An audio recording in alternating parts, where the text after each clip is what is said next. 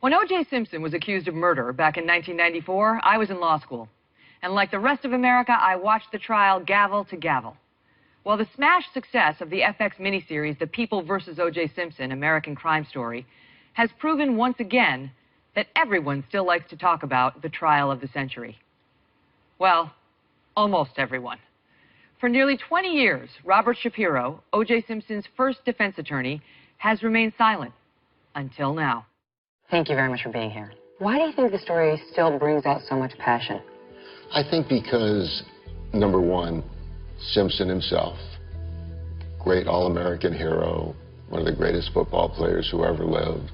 First time DNA was ever used in a trial of any significance. Very interesting lawyers on both sides, and a horrible, devastating loss to two families. Mr. Simpson is a wanted murder suspect, 2 counts of murder. When O.J. Simpson was first arrested for killing his wife Nicole and her friend Ron Goldman, pretty much everyone thought he would be convicted. Not attorney Robert Shapiro. Shapiro was so famous, he's portrayed by John Travolta in the FX series The People vs. O.J. Simpson. Shapiro now says that a lot of what you think you know about the trial is wrong. First, Shapiro says he outmaneuvered Marcia Clark by making her believe he wasn't ready. The judge asked, Mr. Shapiro, what's your position? Your Honor, we're ready for trial. Looks at Marcia Clark and says, call your first witness. And you could see the blood come out of her face. And from that day on, I knew there would be no conviction. These are not efficient murders. These are murders that are really slaughters. Second, Shapiro believes the prosecution did not understand the evidence. Did the Dream Team win that case, or did the prosecution lose it? I think it's a combination of both. The prosecution wedded themselves to one knife, one killer theory.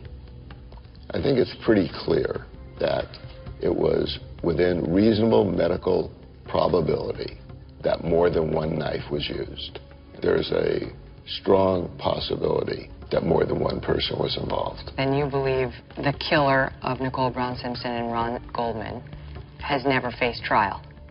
I think there's a strong possibility that that's the case. If it doesn't fit, you must acquit. And finally, Shapiro had a plan for that bloody glove. I tried the glove on. It was a little bit wide in my palm and a little bit long in my fingers. O.J. Simpson has enormous hands, and I knew that that glove would not fit him. Really? Wouldn't even be close. Did you feel in that moment when you put your hand in the glove that you were trying on the glove of the person who murdered these 2 people? As you say it now, it is chilling. But I was looking for one thing and one thing only, the size of that glove. So when O.J. Simpson was asked to try on that glove in that courtroom, did you realize it was a critical mistake by the prosecution? Here's what I told O.J. Simpson.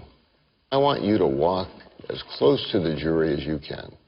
Hold up your hand like you're holding the Olympic torch and pull and tug on that glove, because it will not fit. And clearly it didn't. We, the jury, in the above entitled action, find the defendant, Orenthal James Simpson, not guilty of the crime of murder. Moments after the verdict, O.J. Simpson leaned over and whispered something in your ear.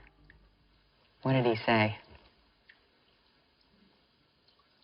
You had told me this would be the result from the beginning. You were right. How did you feel when you saw O.J. laughing and posing for pictures shortly after the verdict? I thought it was inappropriate. 2 people were dead, and there should still be some respect, certainly for your ex-wife. Now, when he was arrested for armed robbery and kidnapping years later, did he call you? No.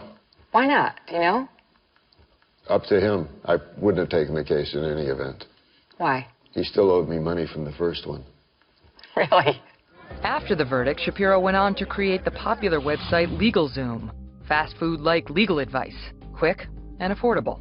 We put the law on your side. But in 2005, Shapiro's life went into a tailspin when his 24-year-old son, Brent, died from a drug overdose. When you went to the hospital that morning, did they let you see him?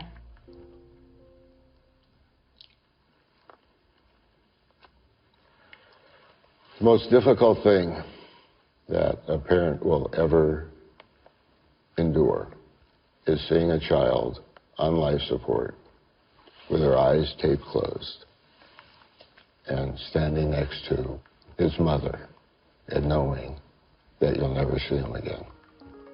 The Shapiro family channeled their grief into the Brent Shapiro Foundation, which lobbied hard for a Good Samaritan law that says anyone can report a drug overdose without fear of getting into trouble themselves. He wants this to be his legacy, but that's probably not what people will remember him for. What's the takeaway from the trial of the century?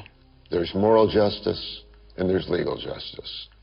And when that not guilty verdict was rendered, I felt legal justice was done. As far as moral justice, I haven't discussed it with anyone, including my wife.